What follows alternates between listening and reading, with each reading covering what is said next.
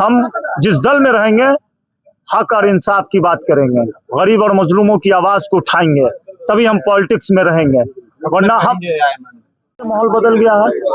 और जिस तरह से भीड़ थी आज, तो विपक्ष इस पे तो बोलेगा कि भीड़ थी ही नहीं, क्योंकि विपक्ष तो हमेशा कोई ना कोई बहाना ढूंढता रहता है। विपक्ष वीडियो जारी करेगा तो विपक्ष जब विपक्ष वाला ना होता हम लोग का एडिटिंग कि किसी का भी भीड़ आके खड़ा हो जाए, हमारा भीड़ जितना होता है सॉलिड वोट होता है, हमारा बिकने वाला नहीं होता है। क्योंकि हमारा वोट जो होता है एमआईएम के कार्यकर्ता या एमआईएम से मोहब्बत करने वाले लोग, दिल से मोहब्बत करने वाले लोग होते हैं। उनके पास दुनिया की कोई दौलत कोई काम नहीं आती है। 50 वोट हो, 100 वोट हो, 200 वोट हो, सॉलिड वोट होता है एमआईएम का। और ना उसको कोई खरीद सकता है ना उसको कोई तोड़ सकता है। और लोगों की तरह पैसे खरीदना ये वो तो बहुत सारी चीजें। फातमी साहब को आज ओवैसी साहब ने बगैर नाम दिए जवाब दिया है, लेकिन आपको भी समझ आ गई होगी बात कि फातमी साहब ने कही नहीं। आप क्या कहेंगे? फातमी साहब वही ना, ये फातमी साहब ना, अरे वो जिनको 19 में टिकट नहीं मिला था आरजेडी से, वही फातमी साहब की बात कर रहे हैं क्या? अली अशरफ फातमी वही है ना जिनको 19 में टिकट नहीं मिला था। आप नहीं जानते? आप डायरेक्ट बोलिए ना कि फातमी साहब दरभंगा के पूर्व सांसद। और कौन फातमी? हाँ, तो हमको लगा कहीं और किसी और फातमी की आप बात कर रहे हैं। उनकी तो बातें छोड़ दीजिए।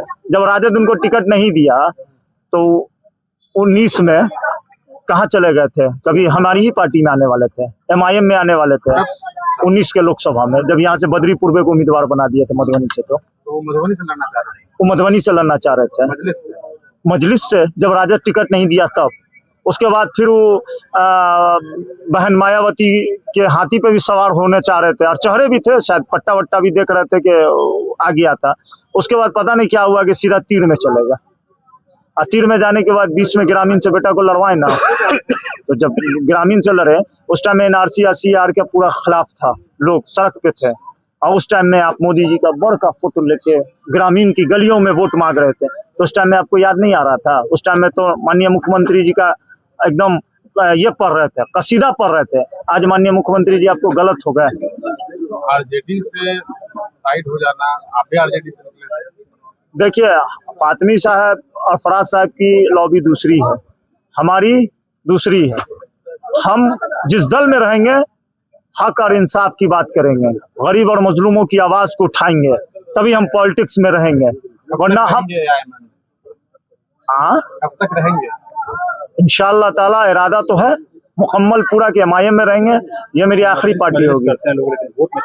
देखिए, मजलिस क्या होता है कि एक माहौल बना दिया जाता है टाइम आते आते आते आते कि ये नहीं।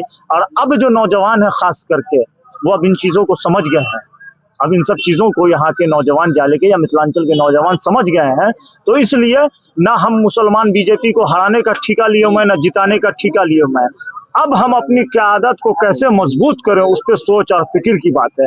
2% वाला नेता, 2% वाले जो हैं डिप्टी सीएम की मांग करते हैं, बिहार नया यात्रा में रहते हैं, और हम लोग 18% वाले लोग दरी और चादर बिछाते रहे।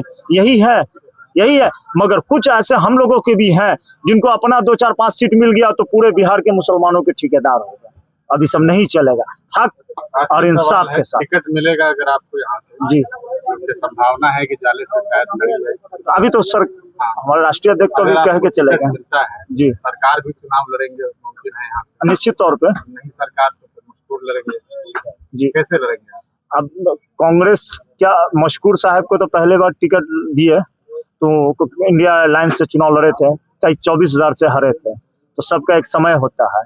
जो आंधी को रोक लिया और फतह कर लिया, जो आंधी को नहीं रोक पाया वो उड़ गया।